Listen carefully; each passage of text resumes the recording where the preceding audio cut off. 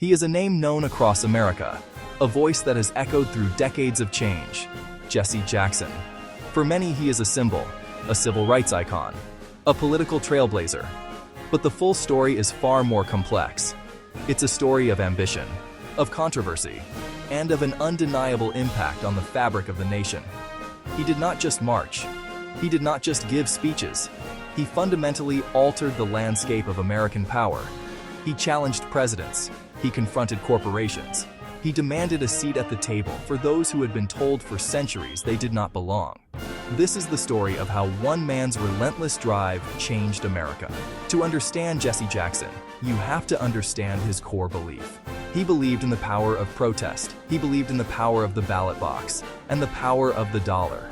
He saw that true equality was not just about laws, it was about economic justice. It was about political representation. He fused the pulpit with the picket line. He fused the protest with the political campaign. His journey was not a straight line.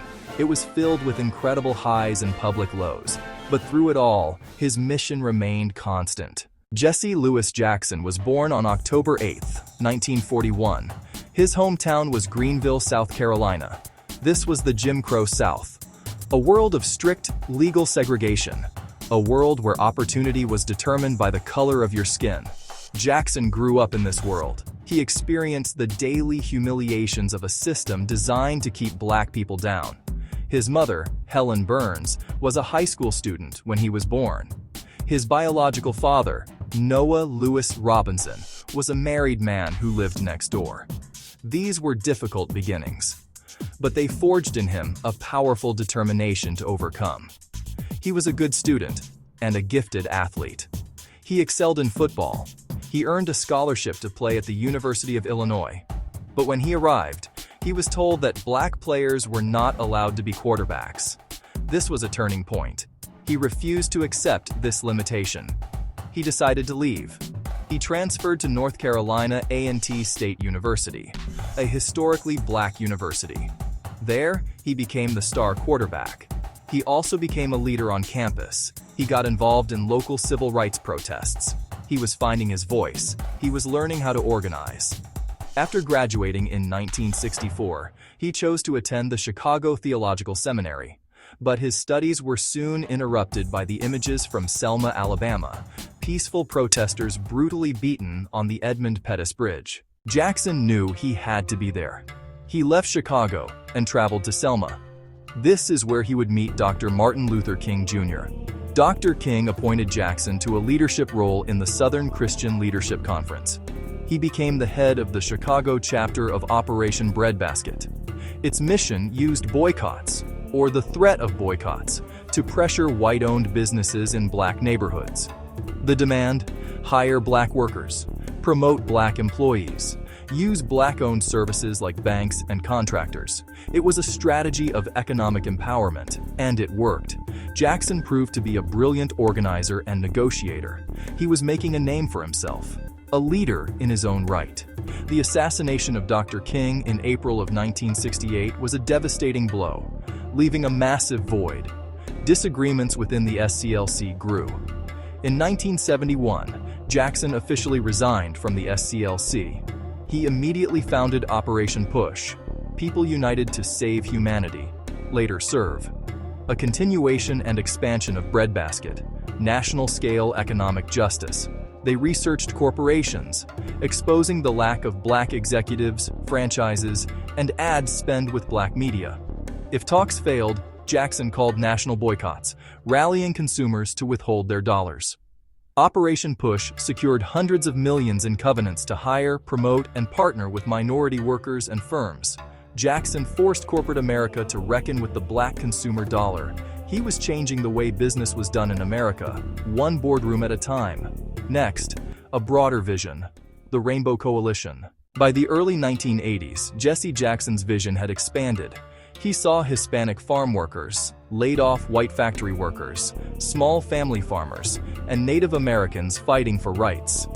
He had an idea to bring these groups together. This became the National Rainbow Coalition, founded in 1984. He said America was not a melting pot, but a mosaic. a beautiful tapestry of distinct pieces.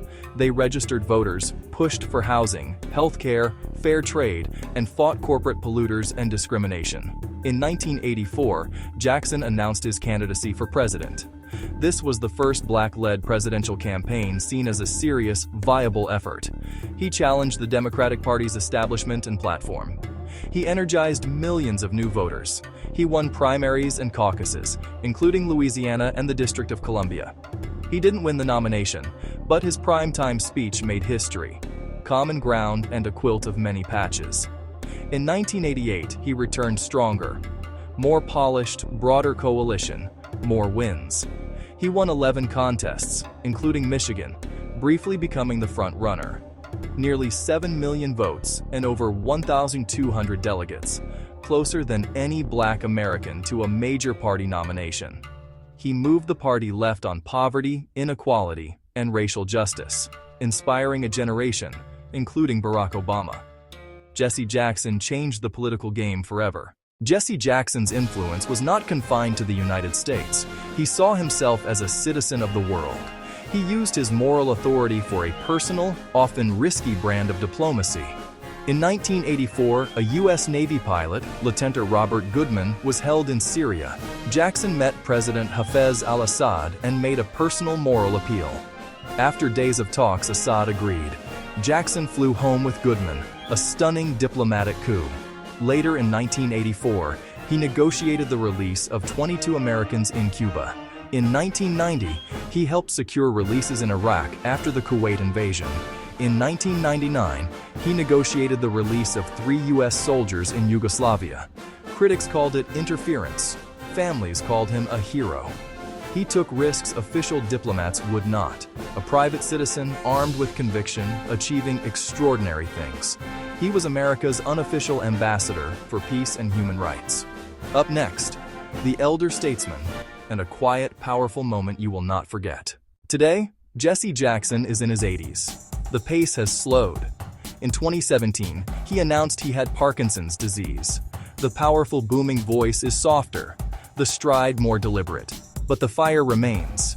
He mentors activists and politicians and stays active with the Rainbow Push Coalition. He teaches at the Chicago Theological Seminary, where his journey began. In 2020, after the killing of George Floyd, a memorial grew in Minneapolis. Jesse Jackson traveled there. He did not give a fiery speech. He simply stood, leaning on the arm of his son, and prayed. It was a quiet, solemn moment. The old warrior, still bearing witness. A symbol of the long, unfinished journey for racial justice in America. He changed America. He opened doors in corporate boardrooms. He shattered political barriers. He brought home hostages from hostile lands. His career was not without controversy. He made mistakes, but his impact is undeniable.